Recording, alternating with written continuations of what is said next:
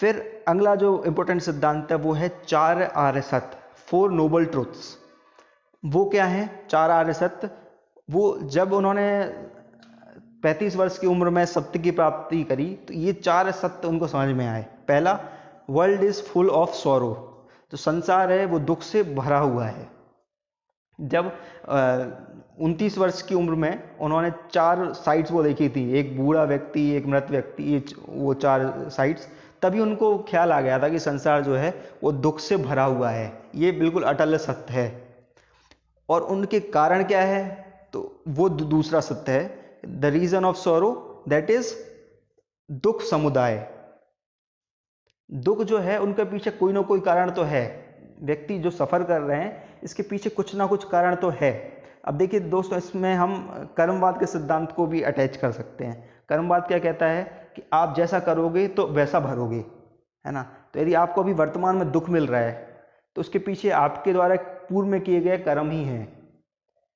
एक फिलोसफर हैं, मुझे उनका नाम नहीं याद आ रहा है अभी, वो ये कहते हैं कि कर्मवाद के सिद्धांत से ज़्यादा एथिकल प्रिंसिपल तो कोई है ही नहीं, है ना। वो ये कह रहा है कि यदि आप कोई भी गलती अटेम्प्ट करोगे तो कर्मवाद का सिद्धांत ये कहता है कि भले ही आपको कोई नहीं देख रहा है, भले ही आप कानून से बच जाओ, लेकिन आपको उस पनिशमेंट जरूर मिलेगी, आपको उसकी सज़ा जरूर मिलेगी। तो इसका मतलब ये है कि वो उस पर्टिकुलर काम को इस सिद्धांत के माध्यम से रोकने का प्रयत्न है और एक अच्छा कार्य करने के लिए अप्रिशिएट करना है। तो वही ये यहाँ पे कहा है कि रीज़न ऑफ सॉरो, कोई ना कोई कारण ज़रूर है। आपको दुख मिल रहा है तो आपने पूर्व में कुछ ना कुछ गलत ज़रूर किया होगा। और इसके साथ ही इसे प्रतीत समुत्पाद से भी हम यहाँ पे जोड़ सकते हैं। प्रतीत समुत्पाद भी ये कहते हैं कि कोई काम का ओरिजिन हुआ है तो इट इज़ डिपेंडेंट, काय पे डिपेंडेंट है कि पूर्व में जो आपने कुछ किया है उस पर डिपेंडेंट है। तो इसका कुछ ना कुछ कॉज ज़रूर रहा है।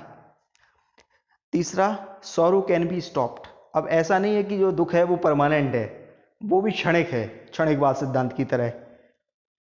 जैसा कि क्षणिकवाद सिद्धांत कहता है कि इट कैन बी स्टॉप्ड। अब चौथा क्या है कि ठीक है अब रुक तो सकता है, लेकिन कैसे? तो उसका पाथ क्या है, हमको क्या करना होगा?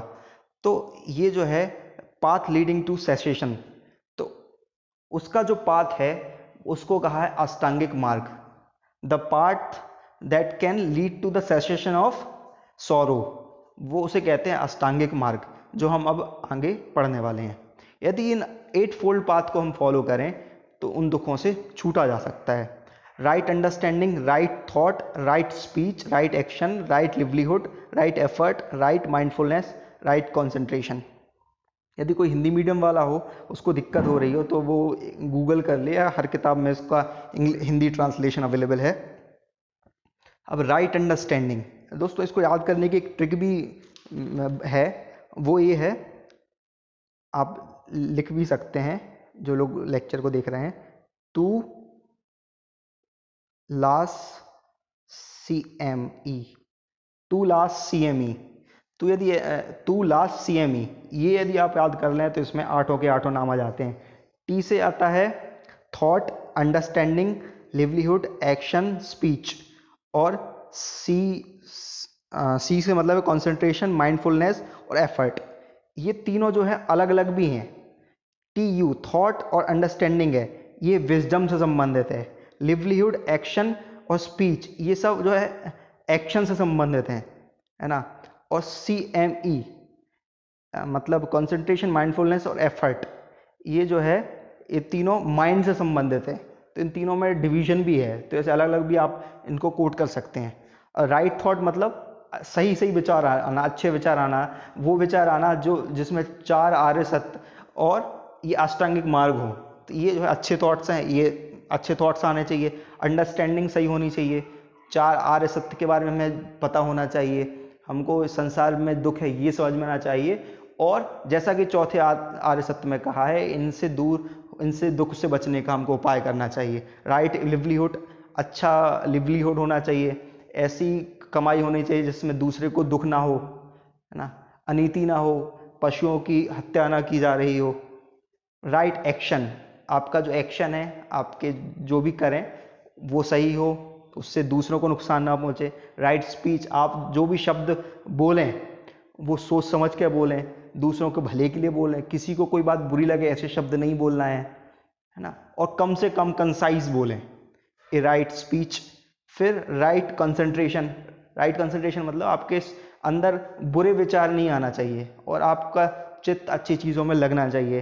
राइट माइंडफुलनेस, राइट माइंडफुलनेस भी यही है कि आपके अंदर बुरे विचार को फिल्टर करने की क्षमता आपके अंदर होनी चाहिए।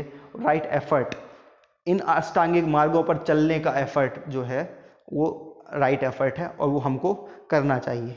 तो ये 8 सिद्धांत हैं जिसको अष्टांगिक मार्ग कहा है। इन 8 मार्गों को फॉलो करके आप सभी जो है बुद्धा जैसा एनलाइटमेंट प्राप्त कर सकते हैं। दोस्तों ये कुछ कोट हैं बुद्धा के, ये आप वीडियो पॉज करके पढ़ सकते हैं क्योंकि लेक्चर यहाँ पे ख़त्म हो गया है और हमने मेन कॉन्सेप्ट सारे पढ़ लिए हैं।